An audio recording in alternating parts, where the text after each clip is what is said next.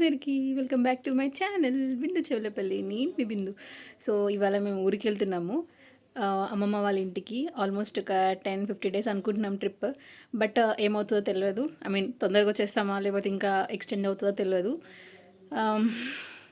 Very much excited. Okay, will see you in the vlog. Bye bye. Bye bye bye bye bye bye తాత. ఏడవకు ఏడవకు తాత అన్నది. పోతా తప్ప. బాయ్ బాయ్ బాయ్ తాత. అయ్యో బంగారు తల్లి ఎట్లా చూస్తుంది కూడా తాత. సో అట్లా మా డాడీకి బాయ్ చెప్పేసి మేము ఇంకా స్టార్ట్ అయిపోయాము ఊరికి. ఇందాక నేను వెరీ మచ్ ఎగ్జైటెడ్ ఎందుకు అన్నానంటే ఒక రీజన్ ఉంది దానికి. నేను మా అమ్మమ్మ వాళ్ళ ఇంటికి వెళ్ళి ఆల్మోస్ట్ 3 ఇయర్స్ అవుతుంది. నిజంగా 3 ఇయర్స్ అసలు ఎప్పుడు ఉండలేదన్నమాట. ఇన్ని ఇయర్స్ అమ్మమ్మ వాళ్ళ ఇంటికి వెళ్ళకుండా. దానికి ఒక రీజన్ ఉంది. ఏంటంటే 2021లో నేను బీటెక్ ఫైనల్ ఇయర్. నాకు ఫైనల్ ఇయర్ మిడిల్లోనే జాబ్ వచ్చింది అండ్ వెంటనే జాయిన్ అయిపోయాను ఇంకా. సో ఆ ట్రైనింగ్స్ అండ్ వర్క్ ఉండడం వల్ల అస్సలు కుదిరేది కాదనమాట వెళ్ళడానికి. ప్లాన్ చేసుకున్నా కూడా ఏదో ఒక రీజన్ వల్ల ఆగిపోయేదాన్ని. సో ఇంకా దాని తర్వాత మ్యారేజ్ టైంలో వాళ్ళే ఇక్కడికి వచ్చారు కాబట్టి నేను ఇంకా వెళ్ళలేదు. మ్యారేజ్ అయిపోయిన వెంటనే చెన్నైకి వెళ్ళిపోయాను మళ్ళీ. నా office base location Chennai. So చెన్నైకి వెళ్ళిపోయాను అండ్ హైదరాబాద్కి ట్రాన్స్ఫర్ అయ్యి వచ్చిన తర్వాత ఇంకా వర్క్ ఎక్కువ ఉండే, సో అట్లా కుదరలేదు. అండ్ తర్వాత ప్రెగ్నెన్సీ. సో ఆ టైంలో ఇంకెక్కడికి వెళ్ళకూడదు కాబట్టి ఇంకెక్కడికి వెళ్ళలేదు. వాళ్ళే వచ్చారు నన్ను చూడడానికి. ఇట్లా తెలియకుండానే ఆల్మోస్ట్ 3 ఇయర్స్ అయిపోయింది నేను అమ్మమ్మ వాళ్ళ ఇంటికి వెళ్ళి. సో ఇప్పుడు నేను ప్రజెంట్ మెటర్నిటీ లీవ్లో ఉన్నా. సో అట్లీస్ట్ ఈ లీవ్ అయిపోయే లోపల వెళ్ళి కొన్ని రోజులు ఉండి వద్దాము అన్న థాట్ ఉండే నాకు. బికాజ్ లీవ్ అయిపోయింది అనుకో, నాకు ఆఫీస్ స్టార్ట్ అవుతుంది. నేను మళ్ళీ ఆఫీస్ టెన్షన్లో పడ్డానంటే కదా ఇంకా వెళ్ళిందే లేదు అమ్మమ్మ వాళ్ళ ఇంటికి.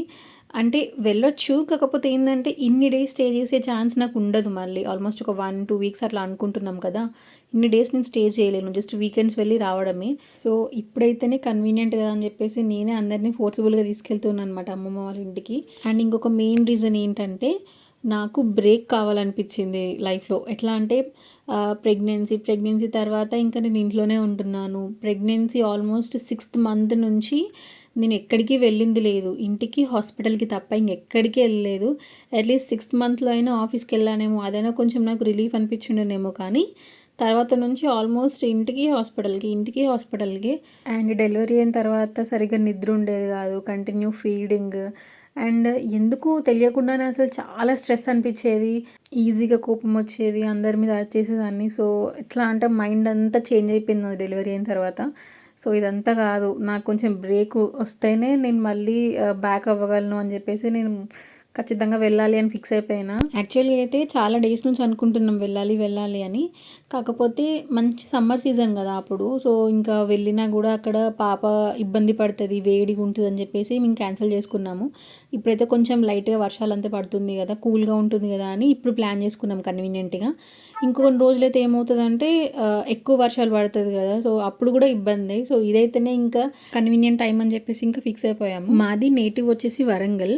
సో వరంగల్ నుంచి మా అమ్మమ్మ వాళ్ళ ఊరికి ఆల్మోస్ట్ ఒక 80 కిలోమీటర్స్ అయితే ఉంటుంది. హైదరాబాద్ నుంచి ఒక 6 hours or 7 hours జర్నీ ఉంటుంది. సో అందుకే 3కి అట్లా స్టార్ట్ అయినాము. అట్లయితే వెళ్ళేసరికి 9-10 అవుతుంది కదా అనుకున్నాము. నాకు వరంగల్ వెళ్ళిన ప్రతిసారి ఈ ఆర్చ్ చూపిస్తే అమ్మయ్య ఇంకా వరంగల్ వచ్చేసిందిలే అన్న థాట్లో ఉంటాను అనమాట. అంటే దూరమే, బట్ ఎందుకో ఫీలింగ్ అమ్మయ్య వరంగల్ దగ్గరకు వచ్చేస్తుంది కదా అని. అండ్ నేను చెప్పినట్టు వరంగల్కి వెళ్ళిన ప్రతిసారి మాకు ఒక మొక్కుబడి ఉంటుంది కదా, కపిల్ ఫుడ్స్. మేము వెళ్ళే దారిలోనే ఉంటుంది, అక్కడ ఆగి కొన్ని కావాల్సిన స్నాక్స్ తీసుకున్నాము. యాక్చువల్గా షాపు వేరే ప్లేస్లో ఉండేది, ఇప్పుడు మళ్ళీ దాన్ని ఇంకొంచెం చేంజ్ చేశారనమాట.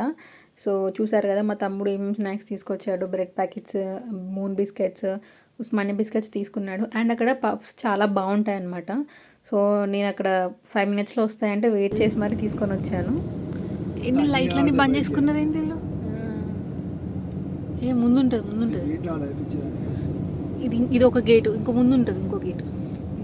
స్కూల్ గేట్ కాదు, హాస్టల్ గేట్.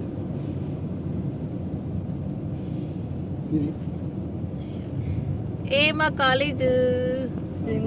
కాలేజ్ టైంలో మనం ఎట్లా ఉన్నా కూడా కాలేజ్ అయిపోయిన తర్వాత కాలేజ్ చూస్తే మనకు అదొక హ్యాపీనెస్ కదా అసలు, మన కాలేజ్ అని చెప్పుకోవడానికి. అండ్ తర్వాత మనం చేసిన పనులు, కాలేజ్ బంక్, క్లాసెస్, మెయిన్గా ల్యాబ్స్.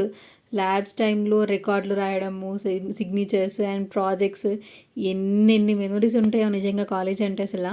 ఎంతైనా కాలేజ్ లైఫే కదా, మళ్ళీ రాదు. సో మేమైతే ప్రజెంట్ నర్సంపేటలో ఉన్నాము. అండ్ ఇంకోటి ఏంటంటే పాపతోని ఇంత లాంగ్ జర్నీ అయితే ఇది ఫస్ట్ టైం. తను ఉంటుందో ఉండదో, ఏడుస్తుందో, అంటే అందరికీ కార్ జర్నీ పడదు కదా, సో అట్లా ఏమైనా ఇబ్బంది పెడుతుందేమో అనుకున్నా, బట్ ఏం లేదు, మంచిగానే ఉంది. ఫీడ్ ఇస్తే తాగింది, పడుకుంది, మళ్ళీ లేచింది, కాసేపు ఆడుకుంది, మళ్ళీ పడుకుంది. ఇంటికి వెళ్ళేంత వరకు అయితే ఏమి ఇబ్బంది పెట్టలేదు. అండ్ ఫైనల్లీ మేమైతే మా అమ్మమ్మ వాళ్ళ ఊరికి వచ్చేసాము. ఇది entrance. Almost all 6.5 hours journey తర్వాత మధ్యలో అయితే అమ్మమ్మ వాళ్ళు కాల్ చేస్తూనే ఉన్నారు, ఎక్కడున్నారు, ఇంకెప్పుడు వస్తారు అని. ఫైనల్లీ రీచ్ అయితే అయిపోయాము. ఏ పేరెంట్స్ అయినా అంతే కదా, రారు అన్నప్పుడు ఏమంత అనిపించదు, బట్ వస్తున్నాము అని అంటే ఇంకెప్పుడు వస్తారు అన్న మైండ్ సెట్టే ఉంటుంది కదా, తొందరగా వచ్చేసేయాలి, తొందరగా రావాలి అని. అండ్ ఫైనల్లీ మేమైతే రీచ్ అయిపోయాము ఇంటికి. ఆల్మోస్ట్ టైం 9:30, 9:45 అలా అయింది. అండ్ మా తాతయ్య మా కోసం బయట వెయిట్ చేస్తున్నాడు. So that's all for this vlog. Videos ఎలా ఉన్నాయో కమెంట్ చేయండి. అండ్ నచ్చితే సబ్స్క్రైబ్ చేసుకోండి. And see with and the vlog. Bye bye.